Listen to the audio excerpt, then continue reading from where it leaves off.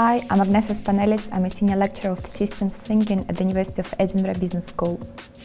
The project that prompted this impact started with our ambition to transform public consultations in the UK. According to the World Bank, UK scores quite poorly in terms of their engagement with the citizens and public consultations among the list of OECD countries. And we wanted to change that by creating a game that would allow the people to have a more meaningful engagement with the consultations and with the policymakers. Local authorities are increasingly being told that they need to engage with citizens and conduct public consultations to develop their policies. However, they find it increasingly difficult, firstly to formulate the questions, then to engage with citizens, and finally to translate those results of consultations into policy. Citizens also find it quite difficult to engage with policymakers.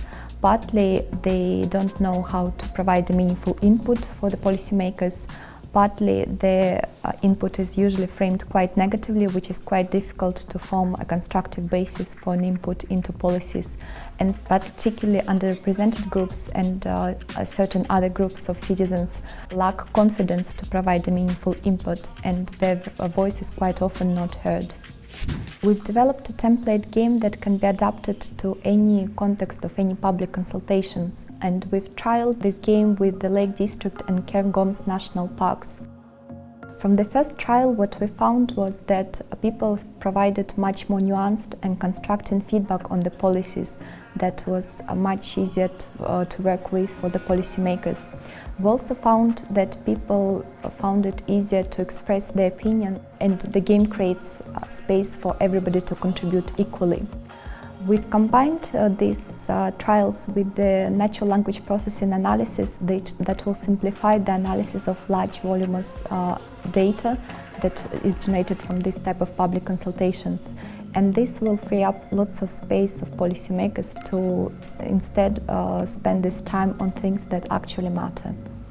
One of the obstacles that we're trying to overcome just now is sensitive treatment of personal data that is generated through these consultations.